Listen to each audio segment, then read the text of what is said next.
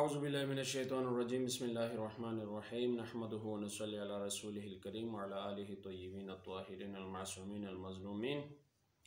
اما بعد فقد قال اللہ تبارک و تعالی فی کتابہ المجید بسم اللہ الرحمن الرحیم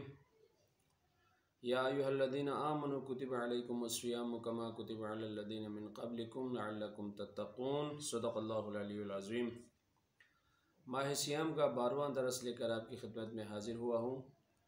گزشتہ درس میں ہم نے مسافر کا روزہ، کیا مسافر قصر کر سکتا ہے، اور اگر وہ قصر کر سکتا ہے تو اس کی شرائط کیا ہیں، سفر کی مسافت کتنی ہے، اس کے حوالے سے تفصیلات آپ کے گوش گزار کی تھیں۔ آج فرماتے ہیں مسنون روزے کون کون سے ہیں، سال میں ایسا کون کون سا دن ہے جس دن روزہ رکھنا سنت رسول ہے۔ حضور صلی اللہ علیہ وآلہ وسلم ان دنوں میں روزہ رکھتے تھے۔ وَأَمَّا صَوْمُ الَّذِي فِي الْإِسْتِحْبَابِ، وہ روزے جو مستحب ہیں، سنت ہیں، فَفِي الْأُسْبُوعِ يَوْمَ الْإِثْنَيْنِ وَيَوْمَ الْخَمِيسِ، ہفتے میں جمعرات کا دن اور پیر کا دن ہے، ان دو دنوں میں روزہ رکھنا سنت ہے۔ وفی الشہر الایامی البیضا، اور مہینے میں جو ایام بیض جسے کہتے ہیں 13، 14، 15، یہ جو 3 دن ہیں، یہ ان دنوں میں روزہ رکھنا سنت ہے۔ وفی الشہر الایام البیض وہی یوم الثالث عشر والرابع عشر والخامس عشر من کل شہر۔ یہ ایام بیض کیا ہے؟ یہ 13واں، 14واں اور 15واں جو تاریخ ہے، اسلامی جو تاریخ، ان دنوں کو ایام بیض کہا جاتا ہے۔ ان دنوں میں روزہ رکھنا سنت رسول ہے۔ وفی السنۃ یوم عاشوراء و یوم تاسوعاء، اور سال کے اندر عاشورہ کا دن یعنی 10ویں محرم الحرام کو روزہ رکھنا سنت ہے، اور 9ویں محرم الحرام کو روزہ رکھنا سنت ہے، تاسوعہ جسے کہتے ہیں۔ وَيَوْمِ عَرَفَةَ وَسِتَّةَ أَيَّامٍ مِّن شَوَالٍ مِّن غَيْرِ تَعْیِینٍ وَتَوَالٍ وَالتَّوَالِی أَفْضَلُ، اور یوم عرفہ والے دن یعنی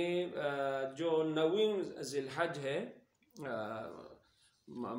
قربان کے جو مہینے کی 9ویں تاریخ ہے، اس دن روزہ رکھنا سنت ہے،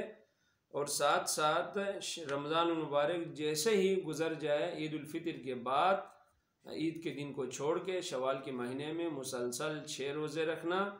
یا مسلسل رکھیں تو زیادہ بہتر ہے، نہیں تو اس شوال کے مہینے میں 6 دن روزے رکھنا یہ سنت ہے۔ اگر آپ مسلسل روزے رکھیں تو بہت اچھی بات ہے، ثواب کا کام ہے، بہتر ہے، اور اگر آپ مسلسل روزے نہیں رکھ سکتے تو اس پورے مہینے میں، شوال کے مہینے میں 6 دن آپ روزے رکھ لیں، یہ سنت ہے۔ تو یہ 5 روزے جو ہفتے میں یا مہینے میں یا سال میں، یہ روزے سنت ہیں۔ وَلَا يَجِبُ الصَّوْمُ الْمُسْتَحَبُّ بِالشُّرُوعِ وَيَكْرَهُ الْإِفْطَارُ فِيهِ بَعْدَ الزَّوَالِ بِغَيْرِ سَبَبٍ، سنت روزے کی نیت باندھ لی اور دن بھی شروع ہو گیا، اور آپ درمیان میں اب آپ کو وہ روزہ توڑنا حرام ہو، ایسا نہیں ہے، آپ درمیان میں روزہ توڑ سکتے ہیں، اگرچہ یہ مکروہ کام ہے لیکن روزہ توڑ سکتے ہیں، روزہ توڑنا حرام نہیں ہے۔ وَيَكْرَهُ الْإِفْطَارُ فِيهِ بَعْدَ الزَّوَالِ بِغَيْرِ سَبَبٍ، کسی شرعی عذر کے بغیر بلا وجہ نیت باندھ کے، سنت کی نیت باندھ کے آپ نے روزہ رکھ لیا اور پھر بلا وجہ آپ نے روزہ توڑ لیا، یہ مکروہ اگرچہ ہے لیکن وہ روزہ توڑنا حرام نہیں ہے۔ وَلَوْ دُعِيَ إِلَىٰ طَعَامٍ فَالْإِفْطَارُ أَفْضَلُ، اگر کوئی آپ نے نفل کا روزہ رکھا ہوا ہے، کسی نے آپ کو کھانے بھی بلا لیا، تو اس صورت میں اس کے گھر جا کے روزہ افطار کر کے اس کی دعوت قبول کرنا زیادہ بہتر ہے، نہ کہ یہ کہ آپ ان سے کہیں کہ میرا روزہ ہے، میں روزہ نہیں توڑ سکتا۔ اس طرح ایک ریا کی بھی شکل سامنے آ جائے گی، اور کسی کی دعوت بھی رد کرنے کے مترادف ہوگا۔ لہٰذا بہتر طریقہ یہ ہے کہ آپ اس دعوت کو آپ قبول کریں، اور یہ کہے بغیر کہ میں روزے سے ہوں، اس کے گھر جا کے اس کی دعوت کو آپ قبول کر لیں اور روزہ توڑ کے آپ کھا لیں، نفل کا روزہ ہونے کی صورت میں، یعنی سنت اور نفل دونوں کے لیے۔ فالمسافر والمریض المطیقان للصوم اذا افطر فی السفر والمرض فعلیہما القضاء واجب ولکل یوم یقضیانہ یستحب لکل منہما فدیۃ بمد من الطعام لمسکین۔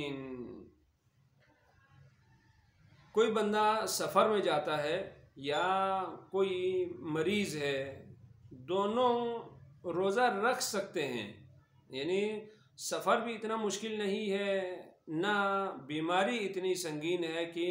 دونوں صورتوں میں روزہ بھی نہ رکھ سکیں، یعنی دونوں آرام سے روزہ رکھ سکتے ہیں۔ پھر بھی اگر وہ دونوں روزہ افطار کر لیتا ہے فعلیہما القضاء واجب، تو ان دونوں کے اوپر ان روزوں کی، جتنے روزے اس کے مرض میں، جتنے روزے سفر میں جو چھٹ گئے ہیں، ان روزوں کی قضا رکھنا واجب۔ وَلِكُلِّ يَوْمٍ يَقْضِيَانِهِ يَسْتَحِبُّ لِكُلِّ مِنْهُمَا فِدْيَةٌ بِمُدٍّ مِنَ الطَّعَامِ لِمِسْكِينٍ، اور ہر دن کے عوض، جس دن کے لیے وہ روزہ قضا رکھ رہا ہو، ہر دن کے عوض ایک مد کے مقدار کھانا ایک مسکین کو دینا، یہ سنت ہے، مستحب۔ وَيَكْرَهُ لِلصَّائِمِ الْوِصَالُ بَيْنَ يَوْمَيْنِ، ایک روزہ دار کے لیے مسلسل 2 دن روزے رکھنا، یعنی نہ وہ افطار کرے نہ وہ سحری کرے، بغیر کچھ کھائے پیے مسلسل 2 دن اگر کوئی بندہ مسلسل روزہ رکھے، یہ مکروہ ہے اس کا،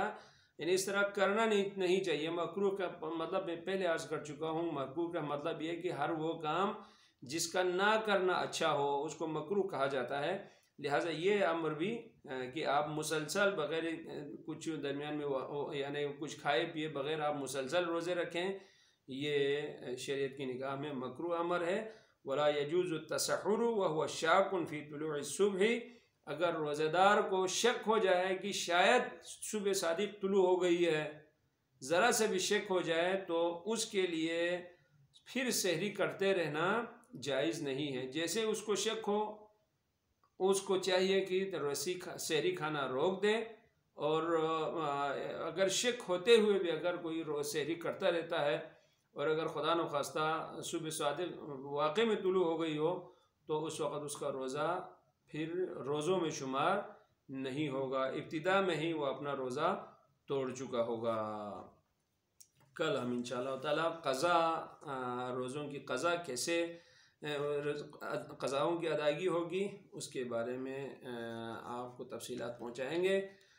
گزشتہ درس میں ہم نے 11ویں رمضان کی دعا آپ کی گوش گزار کی تھی۔ 12ویں رمضان کی دعا اور اس کا ثواب، اگر کوئی رمضان کی 12ویں تاریخ کو روزہ رکھ کر مندرجہ ذیل دعا کو پڑھے تو اللہ تعالیٰ فرشتوں کو حکم دیتا ہے کہ اس دعا کے پڑھنے والے کے نامہ اعمال سے تمام برائیاں مٹا کر اس کے بدلے نیکیاں لکھ دے، اور اس کے والدین کے گزرے ہوئے تمام گناہوں کو معاف کیا جاتا ہے۔ دعا یہ ہے: اعوذ باللہ من الشیطان الرجیم، بسم اللہ الرحمن الرحیم، اللہم زینی فیہ بالستر والعفاف وَأَلْبِسْنِي فِيهِ بِلِبَاسِ الصَّبْرِ وَالْقُنُوعِ وَالْكَفَافِ وَآمِنِّي مِنْ حَوْلِ يَوْمِ الْمَخَافِ بِعِصْمَتِكَ يَا عِصْمَةَ الْخَائِفِينَ بِرَحْمَتِكَ يَا أَرْحَمَ الرَّاحِمِينَ۔ اللہم صلی علی محمد وآل محمد۔ پروردگار، اس ماہ مبارک میں مجھے پردہ پوشی اور پاک دامنی سے مزین فرما،